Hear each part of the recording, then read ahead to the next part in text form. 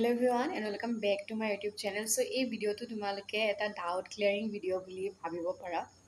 মানে যেতিয়াই first merit লিষ্টখন ওলাই গ'ল মোৰ ভিডিঅ'ৰ কমেণ্ট ছেকশ্যনত বহুত কুৱেশ্যনছ আহিছে।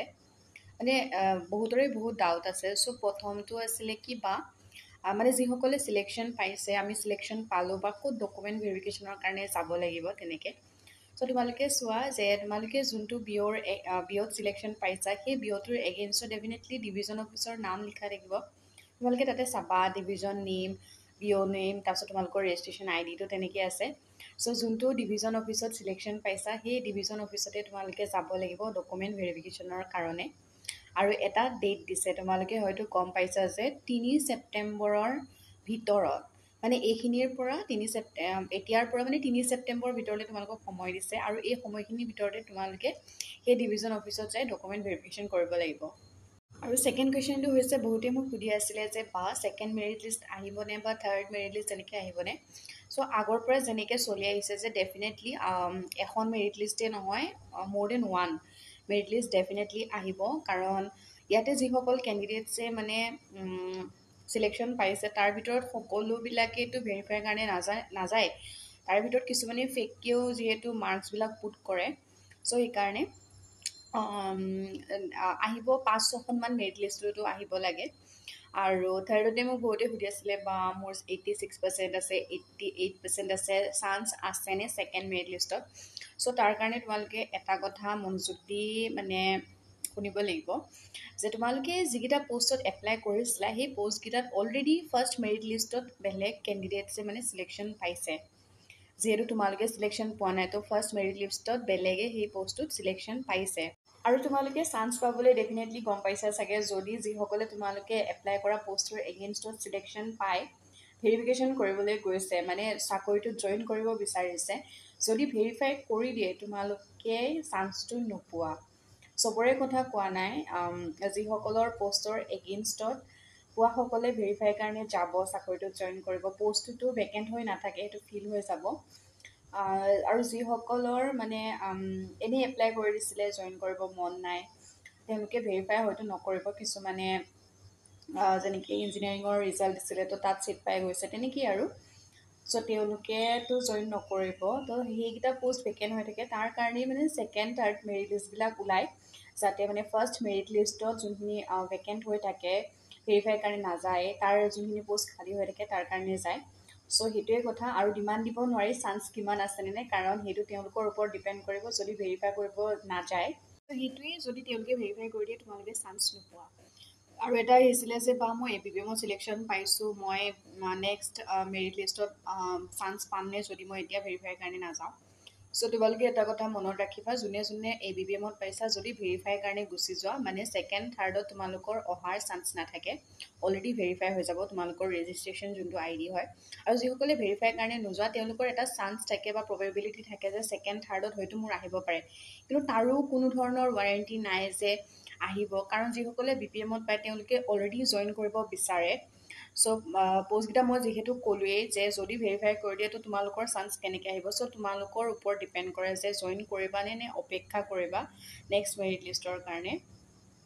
চ' ইমানেই আছিলে। আৰু বহুতে সোধে কি ডিগ্ৰীটো কৰিব পাৰিম নে নোৱাৰিম। চ' ডিষ্টেঞ্চৰ পৰা পাৰিবা। ফৰ এক্সাম্পল ইগনো বা তেনেকুৱা ৰেগুলাৰ ক'ৰ্চবিলাক যোনবিলাক আছে সেনেকুৱা ক'ৰ্চ কৰিব পাৰিবা তোমালোকে এইটো চাকৰি কৰি। কথা এটা কৈ যাওঁ, মোৰ কমেণ্ট ছেকশ্যনত বহুত পজিটিভ কমেণ্ট পাওঁ। তাৰ মাজতেই সেইদিনাখন মেৰিট লিষ্ট আহোঁতে মই ভিডিঅ'টো বনাইছিলোঁ, এটা মানে কমেণ্ট পাইছিলোঁ। চ' তাতে লিখা আছিলে গাধ নেকি, ইমান পাৰ্চেণ্টেজ লৈ এইটো জবত কেলৈ জইন কৰিব লাগে। চ' মই এইখিনিতে ক'ব পাৰোঁ যে নিজৰ নিজৰ লাইফত নিজৰ নিজৰ চইচ থাকে। কোনোবাই ডিগ্ৰী কমপ্লিট কৰি বেলেগ এক্সামৰ কাৰণে প্ৰিপেৰেশ্যন কৰে, কিন্তু নিজৰ হাত খৰচটো তেওঁলোকে বিচাৰে, মানে মা দেউতাৰ ওপৰত সদায় ডিপেণ্ডেণ্ট হৈ থাকিব নিবিচাৰে।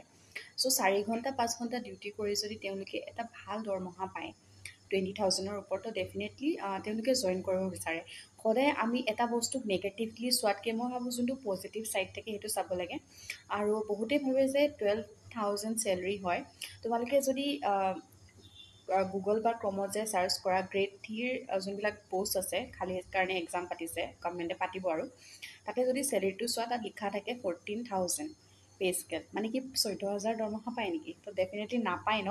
তাত দিয়ে থাকে, অফিচ এলাৱেঞ্চ থাকে, এই গোটেইখিনি মিলাই চেলাৰীটো দিয়া হয়। চ' হোপ তোমালোকে গম পালা যে 12,000 চেলাৰী নহয়।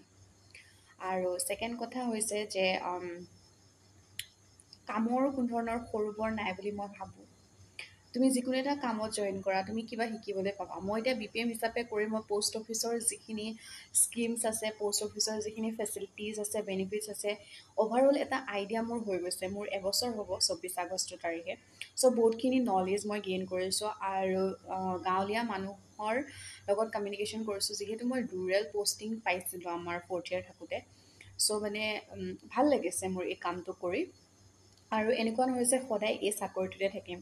ডেফিনেটলি লাষ্ট ইয়াৰ ডিগ্ৰী শেষ কৰিছোঁ, তো বেলেগ এক্সামৰ কাৰণে ময়ো প্ৰিপেৰেশ্যন চলাই আছোঁ, কিন্তু এইটো as a part time job যদি কোনোবাই কৰিব বিচাৰে দেন কৰিব পাৰে। তোমালোকে যদি চোৱা প্ৰাইভেট স্কুল বা কলেজত যদি পাৰ্ট টাইম হিচাপে কোনোবাই জইন কৰে, চেলেৰি কিমান হয়?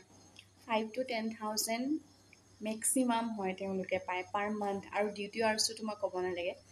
চ' try to find out the positivity, don't try to spread the negative things. মানে প্ৰত্যেকটো বস্তুতে সদায় নেগেটিভলিয়ে কমেণ্ট কৰিব নালাগে।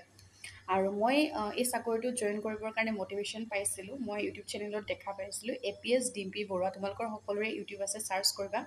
বাই এজ এ BPM 2 বছৰ চাকৰি কৰাৰ পাছত APSC ক্ৰেক কৰিছে আৰু চিলেকশ্যন পাইছে APS হিচাপে। মই কোৱা নাই যে মই APSC দিম বা কিবা কৰিম, বেলেগ ছেক্টৰ আছে, এগ্ৰিকালচাৰ ইউনিভাৰ্চিটিৰ পৰা পঢ়ি আছোঁ, চ' ট্ৰাই কৰিম সেইটো ছেক্টৰত কিবা চাকৰি পাবলৈ, বা আছাম গভৰ্ণমেণ্টৰ বিভিন্ন কম্পিটিটিভ এক্সাম আছে তাতো বহিবলৈ ট্ৰাই কৰিম। ইমানখিনিতো BSc ডিগ্ৰী এটা কমপ্লিট কৰি আহিছোঁ, তো ডেফিনেটলি মই বেলেগ এক্সামৰ কাৰণে বহিম। চ' এনেকুৱা ধৰণৰ কমেণ্ট প্লিজ নকৰিবা, আৰু তুমি কৰিব বিচাৰা নে নকৰিবা, আহি পেলাই বাকীখিনিক ডিম'টিভেট কৰিবলৈ চেষ্টা নকৰিবা। এনেই আছিলে। আৰু যিহেতু আমি অসমত বাস কৰোঁ, তোমালোকে হয়তো গম পোৱা যে অসমত নিবনুৱা সমস্যা, আনএমপ্লয়মেণ্টটো কিমান বেছি। এই গ্ৰেড 3 আৰু গ্ৰেড 4 পষ্টৰ কাৰণে শুনিছোঁ 18 লাখ কেণ্ডিডেটে মানে এপ্লাই কৰিছে, আৰু ভেকেঞ্চি কিমান আছে? গ্ৰেড 3 গ্ৰেড 4 মিলাই মাত্ৰ 12,000। চ' ভাবি চোৱা, এনেকুৱা এটা কণ্ডিশ্যনত আৰু আহিছে এনেকুৱা ধৰণৰ কমেণ্ট কৰিছে। নকৰিবা এনেকুৱা কমেণ্ট। চবৰে এটা এটা এবিলিটি থাকে, চবৰে নিজৰ লাইফৰ কণ্ডিশ্যনছ আৰু চিটুৱেশ্যন বেলেগ থাকে। কোনোবাই ঘৰৰ ফাইনেন্সিয়েল কণ্ডিশ্যন বেয়া কাৰণে জইন কৰে, কোনোবাই নিজেই নিজৰ মানে খৰচৰ পইচাটো উলিয়াবৰ কাৰণে জইন কৰে। চ' সেইটোৱে কথা। চ' হোপ ভিডিঅ'টো চাই তোমালোকে ভাল পালা, আৰু যদি ভাল পালা লাইক এটা কৰি দিবা, আৰু যদি কিবা ডাউট আছে দেন মোক সুধিব পাৰা। চ' আজিলৈ আহিছোঁ, বাই বাই।